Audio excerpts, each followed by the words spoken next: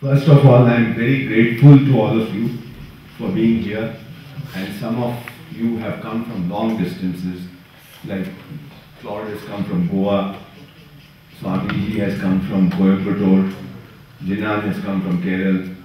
So long distances people have traveled, people have come from Bhutan. So I am extremely grateful for this gathering and making this effort to come here. Most of all, I am grateful to Rinpoche Ji, who has been a guiding force behind Siddh for the last now 14 years, I would say. My first meeting with him was in '97 in Banaras, when there was a Lok Vidya Adhiveshan there. And after that, he has been coming regularly to Siddh. He's been very kind. And I derive personally a lot of inspiration from him. I'll tell you a little bit about Siddh. This organization is about 22 years old now, started in '89. And we had no idea about Shiksha or even education. And I'm making a distinction between the two, but we had no idea. We thought teaching children the school books was good enough. And we did not start schools because we wanted to start schools, but we started schools because the community wanted schools. They had no schools in those villages those 22 years ago. These are small little hamlets spread out, very remote. So people wanted some place where the children could go and learn. So we set up these little schools, but very soon, and I would say we were fortunate, that the women, especially the older women, above the age of 50 from the villages, once we became friendly with them, they started questioning a lot of things. They would tell us, आप तो हमारे बच्चों को बर्बाद कर रहे हो. बर्बाद means you are spoiling our children. ये पढ़ लिख करके लड़का पैंट में हाथ डाल के दिन भर घूमता है और लड़की नेल पॉलिश लगाना सीख जाती है. अब उससे गोबर में हाथ नहीं डलता. I'll translate it. They said that the boys, after thinking, they assume that they have learned, they strut around with their hands in their pockets and they refuse to work at home, or they are very reluctant to work. And the girls, they learn in the school, somehow they learn how to put nail polish on their nails, and after that they cannot put that same hand in the cow dung. So you are not doing us any good. You are ruining our life. Then they said that आप पढ़ा लिखा कर गांव वाले को तो शहर के लिए फिट करते हो और शहर वाले को विदेश के लिए फिट करते हो और काम आप गांव के लिए कर रहे हो, तो ये कैसा काम है? It took us some time, initially, because we also carried our own assumptions coming from a city and mainstream backgrounds. We did not understand what they were saying. It was much later that we started making distinctions between word and meaning. But at this time, initially, this did not make any sense. But somehow, I would put it as grace of God, that something stayed. We did not reject those words of these women. And we started observing the people around, and we felt what these women were saying was correct. That's how it is happening. The young people who go to school, especially in the villages, and I would say so in the cities too, they start feeling that they are somehow superior beings compared to their parents, compared to their villages, and they start imitating something false, which they assume to be progressive, which they assume to be taking them towards so-called development, vikas. And we felt, how is this happening? We are not telling them this, but this is happening. There is something in the air.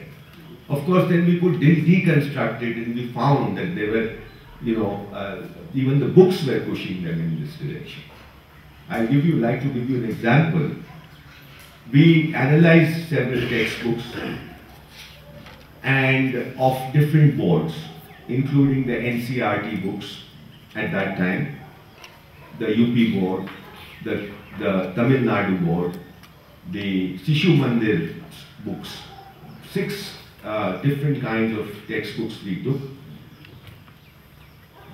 A few examples will illustrate what I'm trying to say.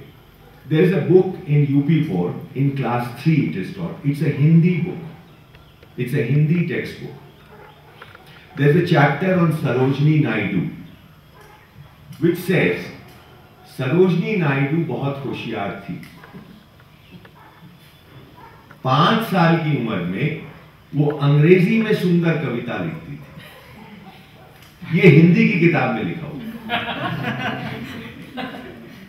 अब वो बच्चा जो पढ़ता है, the child who's studying this book, he is already 8 or 9 years old, class 3, and he reads that Sarojini Naidu होशियार थी, और साथ में next sentence is that she could compose beautiful poems in English at the age of 5. तो इसका जीवन तो खत्म, क्योंकि तो 8 साल का 9 साल का हो गया, 5 साल तो बीत गए, और इसको बेचारे को भी हिंदी भी ठीक से नहीं आ रही, अंग्रेजी तो बहुत दूर की कौड़ी मानता है। तो ये जो एक इंफीरियरिटी सीपिंग कर जाती है हमारे बच्चों में, इसको छुपाते हैं हम लोग। मुझे लगता है बच्चे तो छुपाते ही हैं। हम लोग जो अपने को शिक्षा के क्षेत्र में मानते हैं कि हम कुछ कर रहे हैं, हम भी इस चीज की बात नहीं करना चाहते। ज्यादातर हम इसको इग्नोर करते हैं। आजकल ये कहा जाता है कि अंग्रेजी तो भाई अब इंटरनेशनल लैंग्वेज हो गई है, हिंदुस्तान में इसके बिना काम नहीं चलता। बात अंग्रेजी की नहीं है, बात अंग्रेजियत की है। अंग्रेजी अगर भाषा की तरह इस देश में हो, कोई समस्या मुझे नहीं लगती, लेकिन अंग्रेजी भाषा नहीं है। अंग्रेजी भाषा से कुछ और भी हो गई है इस देश में। तो ये अंग्रेजियत का मामला हम लोगों ने देखा, ये बहुत बड़ा मामला है। ये विकास से जुड़ता है। दिस अंग्रेजियत gets clubbed with so called development, it gets clubbed with so called a certain kind of lifestyle, it gets clubbed with what people consider as being progressive, it gets clubbed with being even politically correct. तो बहुत सारे, there are several assumptions which are behind this one thing that I'm naming as Angreziyat. And this is coming in through our textbooks also, apart from other areas. I'll give you a small example. We used to hold a lot of workshops at one point of time, about 10-12 years ago, and with young people. They were class 10, 12, college-going students from the rural backgrounds mostly. So they would be sitting in the hall, and we would be doing some exercises with them. One of the exercises that we used to do is we used to hang 2 posters on the wall taken from magazines like India Today and Outlook, very popular magazines in English. These advertisements were taken from, I remember Dick jumpsuiting advertisement was there was another advertisement, but basically there was a man and a woman in both the advertisement wearing Western attire. Very fair, smart looking, etc., etc. I'm saying this just to illustrate the point. We would hang those 2 pictures on the wall, and these 30-40 youngsters sitting there, we would ask them, without discussing with each other, please write down on a piece of paper, what do you think about them? Actually, what do you assume about them? But we would say, what do you think about them? They would write, we would give them 5-7 minutes, and after that we'll ask them to speak what they've written. And they would say they're good looking, they're young, they're fair, etc., etc. But believe me, without exception, everyone would write, both men, young boys and young girls would write, ये शिक्षित हैं और ये सभ्य हैं. शिक्षित means, अगर क्या ट्रांसलेट करूं, एजुकेटेड हैं एक तरह से बोले तो, हालांकि शिक्षा और एजुकेशन में भी are making a distinction, but वो लिखते थे ये शिक्षित हैं यानी ये पढ़े लिखे हैं, एजुकेटेड हैं, और सभ्य हैं माने ये civilized हैं. They are civilized. Then of course we will get into it that supposing a stranger would come to your village at night losing his way and would stand in front of your house, what would be your response or reaction? And they would say, we will invite him home, we will give him food, we will give him a place to stay, and next day we will drop him to the nearest bus stand or taxi stand, wherever it is. And it is true. It is true even now in my villages in Tehri Garhwal. Things are changing a little bit, but 22 years, 15 years ago, this was true. And we would then say, supposing you go to Bangalore or Bombay or Delhi or Calcutta, and you also lose your way, and you knock on a door, and the same person who's on this picture opens the door, what would be the reaction of this person? And they would say, well, they will shut the door. They will not even allow us to come in. Then the next question would be, who is civilized? So for the first time, I'm not saying that all villagers are like this and all city bred are like this. I'm not saying that, because you would, even if the same people came into the city, they would start behaving this way. And the city people, if they went to the village, they'll start behaving differently. So this is a different question. But the point is that these people carried assumptions based on what they saw, the dress, the way that these people looked. And when we did this exercise, it was the first time that these people started looking at their assumptions, which they had never looked at, which they had never questioned. So we used to do a lot of these kind of things, because somewhere even now I feel convinced that when we give a right proposal also, it doesn't enter, it doesn't get seeped in unless the wrong assumptions get challenged first. So anyway, these were lots of these kind of experiences. We realized that this whole thing, what we are calling education, is doing more harm than good. But the question came then, what do we do? Fortunately at that time, I came in touch with a person whom I respect deeply and I am very grateful to, which was Dharampalji. Many of you may not have heard of him. I brought some books which are there in the bookstore, which we have published along with Claude. They're lying there, you can have a look. Dharampalji, I met him, and in the first meeting, something strange happened. He said, take me to Mussoorie. So we came to Mussoorie and stayed for 2 months straight away, first meeting. And it was a beautiful relationship that developed until he passed away in 2006. He kept coming to Mussoorie every summer, almost every summer, and spent 1 or 2 months with us. And I think I learned a lot through him. I was introduced to Mahatma Gandhi by Dharampal. I mean, anyone in India has an opinion on Mahatma Gandhi.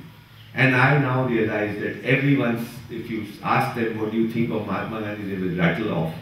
But then when I asked, have you read Mahatma Gandhi? I realized that 95 or 97 people out of 100 have not read Mahatma Gandhi. They may have read about Mahatma Gandhi. They may have heard of Mahatma Gandhi, but they have not read Mahatma Gandhi. So I was also like that only. I thought I knew Mahatma Gandhi without reading Mahatma Gandhi seriously. Dharampalji encouraged me when I just started discussing these questions with him. He said, "Are Gandhi Vangmay hai kya aapke paas? Do you have collected works of Mahatma Gandhi?" I said, "No." So he said, "Get it." So that time, 2,500 rupees, we could get 100 volumes of Mahatma Gandhi. I got the whole thing, both in Hindi and in English. And then he would say, "वो 1916 का 6 फरवरी वाला देखिए तो." I mean, he remembered all these things. So, I would read that speech or a letter written by Mahatma Gandhi or whatever, and that educated me in a way. I realized what Gandhiji was trying to say. And I still feel that what Gandhiji was saying before 1928-30 is so powerful. Not to say that after that it is not powerful. But before that, I think there is a fearlessness in him. He is not trying to manage things between different forces which are at work. So he is very boldly saying what he wants to say. He, during 1916, 1918, 1920, he is saying things which exactly match what these women were telling us in Jaunpur or Terry Garhwal in 89, 90, 91. And Gandhiji puts the problem of this thing. He says we have got alienated. And this alienation is because our schools, the schools are, and there's a distance created between the school and the home. तो school में हम एक भाषा का इस्तेमाल करते हैं, घर में दूसरी भाषा का इस्तेमाल करते हैं। स्कूल में एक तरह के कपड़े पहनते हैं, घर में दूसरी तरह के कपड़े पहनते हैं। स्कूल में एक तरह का व्यवहार होता है, घर में दूसरी तरह का व्यवहार होता है। स्कूल में टेबल कुर्सी पे बैठते हैं, घर में ऐसे बैठते हैं। ये हर तरह से this distance between school and home has created so much of a problem. It has alienated us because in the child's mind, the values which the school carries is somewhere higher than the values which are at home, especially for first generation, second generation school goers or literate persons. So we learned a lot, and then we started changing our way of teaching. We started, first time we learned that there is in our school, subject has become very important. But in reality, object is important.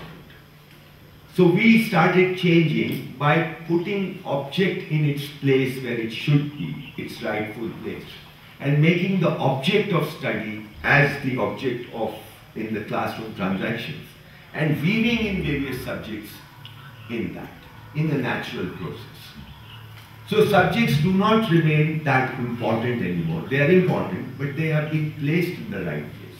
So I would say that उनका evaluation सही हो गया, उनका मूल्यांकन सही हो गया, उनके मूल्य समझ करके उनका मूल्यांकन होने लगा। नहीं तो we are all caught up in subject teaching. एक तो ये learning we learned and we are still trying, we are grappling because it's a long struggle. Just understanding a concept doesn't actually gets converted into reality immediately because there's a lot of other factors involved. There are teachers there, there's school system there, there's examination system, and we have to find our way within all this. But still, we know that the problem of categories is one of the main issues with school education. With the present modality also, because probably in Indian traditions, we have a tradition of looking at and understanding things as a whole in an integrated manner. By understanding the relationships between different things and taking the whole into account. Probably that is why awareness and observation has been given so much value in all our traditions. But modern education is reducing it to separate categories, and then we get caught in those categories. This happens time and again.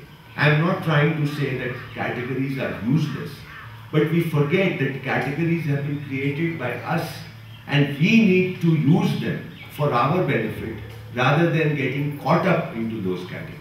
And that is what we are trying to challenge in our school. One more thing that I want to just point out is that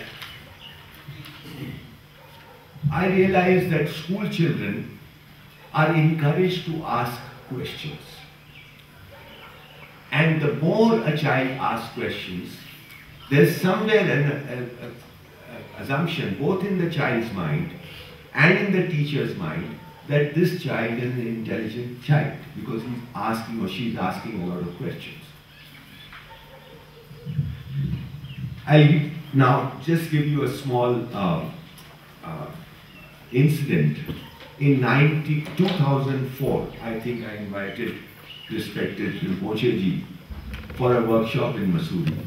1 week-long workshop, and he was kind enough to come. And he used to listen intently. On the third day, very hesitatingly, I went to him because I thought he is a philosopher himself, he knows everything. And I have invited him to this thing. I don't know what must be, he must be thinking about me, why have we called him there. So third day, I took the courage and went to him and I asked him, Mr. Rinpoche, is everything all right? He said, yes, it's very fine. And then he said, but what has your education done? आपकी education ने क्या कर दिया? क्या कर दिया? ये सब क्वेश्चन करते हैं बिना समझे.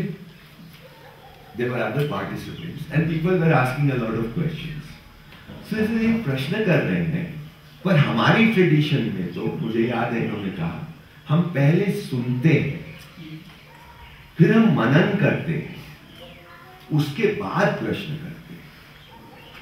So first we listen. Then we contemplate on what we have listened, and then we ask questions. But यहाँ तो बिना सुने ही question हो रहा है. And I fully agree. We have lost the art of listening completely, especially in our schools.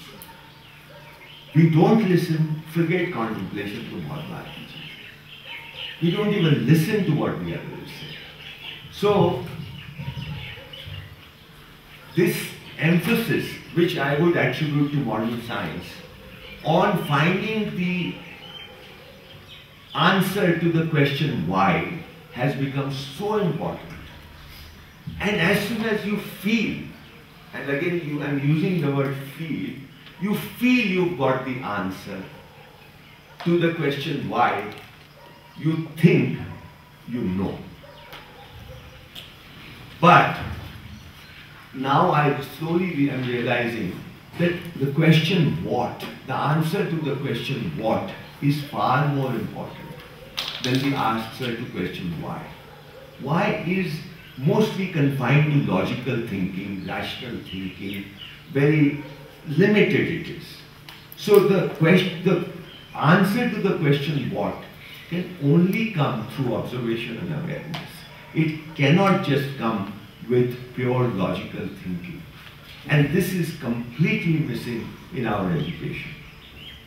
So these are the few pointers I'm just trying to, in a nutshell, trying to tell you a little bit about the journey of Siddh. Last year, I came in the month of October to interview Rinpoche Ji in Dharamshala. This was on Mahatma Gandhi and Hind Swaraj. And he gave me a lot of time. And in one of our informal sittings, Rinpoche Ji said that everyone talks about tradition these days, either criticizing it or even praising it sometimes.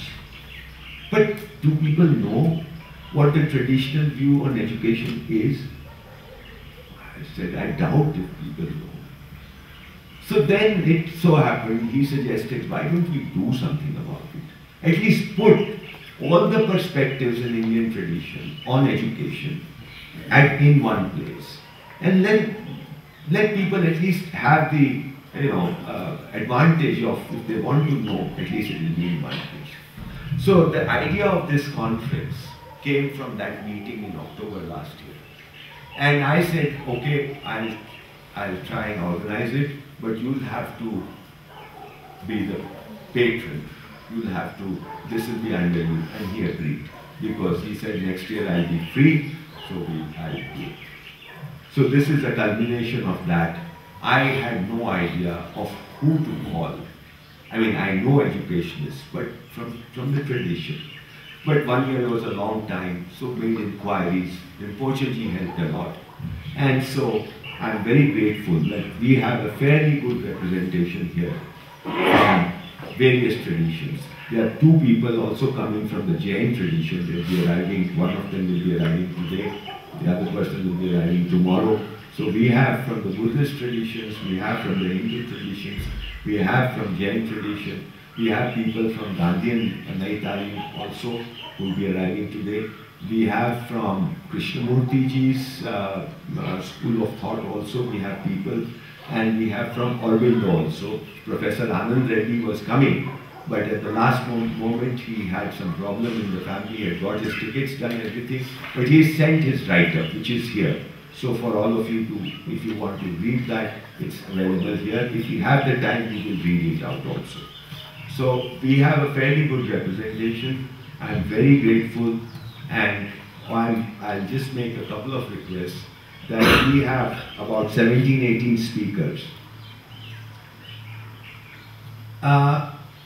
The idea is that they will be speaking about education from their traditions.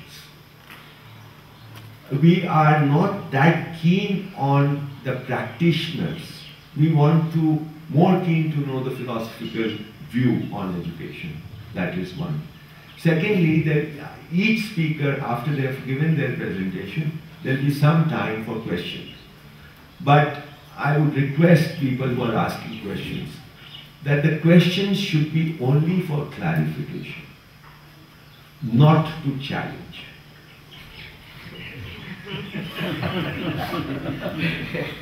You know, not only for clarification. So listening becomes very important. You want to know, the question should be to find out the meaning of the speaker. The words may be very familiar to us, but the meaning of the speaker may be different from what we are assuming. So the questions should be from that standpoint. This is just a request. And we have to adhere to the time. Everyone knows we start. We begin at 9, we finish at 12 for lunch, then we begin again, and the dinner is at 6. So there will be a 2-hour lunch break.